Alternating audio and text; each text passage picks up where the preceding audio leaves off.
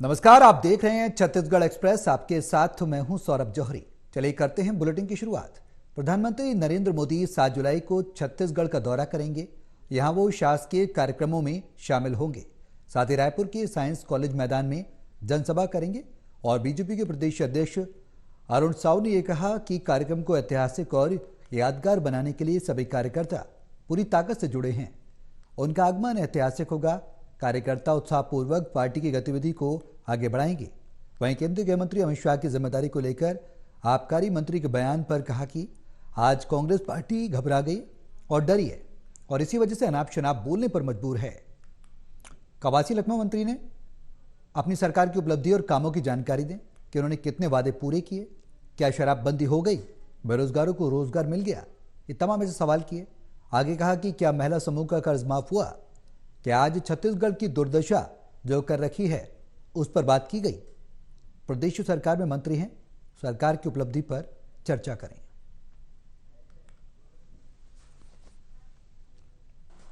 National highways के कुछ काम हो सकते हैं, रेलवे के कुछ काम है और भी कुछ विभागों के काम है जो अधिकृत रूप से आज आने चाहिए।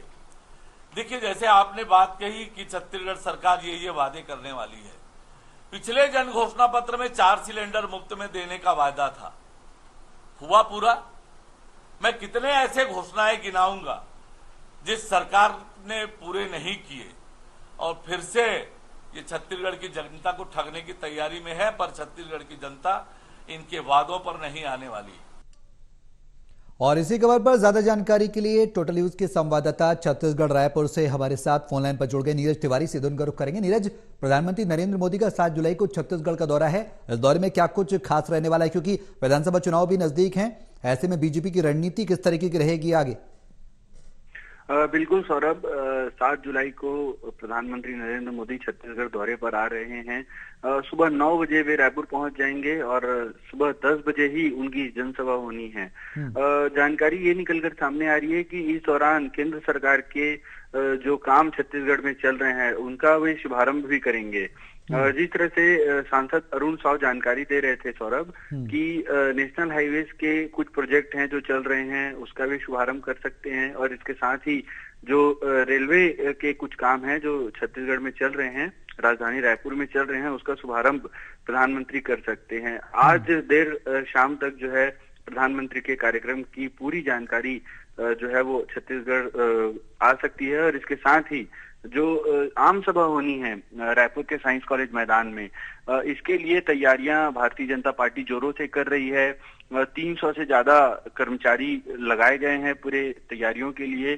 जो डोम बनाए जा रहे हैं उसको वाटरप्रूफ बनाया जा रहा है, क्योंकि आने वाले 4 दिनों में छत्तीसगढ़ में बारिश की आशंका मौसम विभाग ने जताई है। उसके पर्याप्त इंतजाम किए जा रहे हैं और भाजपा का दावा है कि इस जनसभा में करीब से कम 2 लाख कार्यकर्ता और जनता की भीड़ जो है साइंस कॉलेज मैदान में होगी। और बीजेपी का दावा है कि अब तक जितनी भी आम सभाएं हुई है छत्तीसगढ़ में उसमें सबसे ज्यादा भीड़ प्रधानमंत्री नरेंद्र मोदी की सभा में रहेगी। जी नीरज, ऐसे में ये जो दौरा है प्रधानमंत्री का कई मायनों में अहम हो जाता है, क्योंकि चुनाव भी हैं और ऐसे में कांग्रेस पर भी कई बार हमले किए गए हैं बीजेपी की ओर से। इस बार भी अरुण साव ने कई सवाल पूछे सरकार से। पहले सरकार उन कामों का लेखा जोखा दे, तो आने वाले समय में देखा जाए तो छत्तीसगढ़ में बीजेपी बनाम कांग्रेस करारी टक्कर देखने को मिल सकती है। बिल्कुल सौरभ, यदि छत्तीसगढ़ के राजनीतिक परिदृश्य की बात करें, रणनीतियों की बात करें, तो छत्तीसगढ़ की जो राजनीति है उसमें कांग्रेस और भाजपा 2 ही बड़े दल हैं जिनमें आमने सामने का मुकाबला होता है। 2018 के जो विधानसभा चुनाव हुए थे उसमें छत्तीसगढ़ के पहले मुख्यमंत्री जब कांग्रेस में थे, कांग्रेस से उनको निष्कासित कर दिया गया। उसके बाद उन्होंने अपनी खुद की पार्टी बनाई, जनता कांग्रेस। वो जो है 2018 के चुनाव में मैदान में थी, लेकिन बहुत ज्यादा टक्कर नहीं दे पाई। 5 सीट ही जो है वो जनता कांग्रेस के पाले में जा पाई। और बीते दिनों पूर्व मुख्यमंत्री जो थे अजीत जोगी, उनका निधन हो गया। उनके निधन के बाद उनकी पत्नी और उनके बेटे पार्टी को संभाल रहे हैं। तो अभी का जो वर्तमान राजनीतिक परिदृश्य है छत्तीसगढ़ का, बीजेपी बनाम कांग्रेस ही है। लेकिन जिस तरह से कांग्रेस की सरकार है छत्तीसगढ़ में, बीजेपी तैयारियां कर रही है, लगातार केंद्रीय मंत्रियों का दौरा हो रहा है, प्रधानमंत्री का भी दौरा हो रहा है और आने वाले समय में भी केंद्रीय मंत्रियों का दौरा छत्तीसगढ़ में होगा। तो इसको देखते हुए माना जा रहा है कि जो चुनावी समय है, उस समय के आते आते जो सीटों का दायरा है छत्तीसगढ़ में, मैं बता दूं आपको कि अभूतपूर्व बहुमत में इन दिनों कांग्रेस सत्ता में है। यानी कहा जा सकता है कि 23 साल के छत्तीसगढ़ के इतिहास में पहला ऐसा दल है कांग्रेस जो 70 से ज्यादा सीटों पर आज काबिज है। वहीं यदि बीजेपी की बात करें तो बीजेपी भी जो है वो सबसे कम सीटों पे इन दिनों छत्तीसगढ़ में ही है। 17 विधायक जो है वो जीते थे, लेकिन अब सिर्फ 13 ही बच गए हैं। और जनता कांग्रेस की बात करें तो वो 5 सीट पर थे और 4 सीट पर सिमट गए हैं। तो इस तरह से जो 90 विधानसभा सीटों का की रणनीति है और आने वाले दिनों में विधानसभा चुनाव है और जो केंद्रीय नेताओं के दौरे हैं, मुख्यमंत्री भूपेश बघेल से पिछले दिनों बातचीत हुई थी। उनका कहना है कि राहुल गांधी, सोनिया गांधी सहित जो तमाम नेता हैं कांग्रेस के दिग्गज, उनका भी दौरा जो है वो छत्तीसगढ़ में होगा, प्रियंका गांधी का भी दौरा होगा। तो इस तरह से अब छत्तीसगढ़ की जो चुनावी तैयारियां हैं उसमें केंद्रीय नेताओं का जो है दौरा वो अब अहम हो जाता है, बढ़ जाता है। इसके साथ ही आज मुख्यमंत्री भूपेश बघेल ने बड़ा बयान दिया है। राजस्थान में जो गहलोत सरकार ने घोषणा की है 500 रुपए में सिलेंडर दिए जाने की, उस घोषणा को छत्तीसगढ़ में जो इस साल के अंत में विधानसभा चुनाव होने हैं उसमें शामिल करने की बात मुख्यमंत्री भूपेश बघेल ने कही है।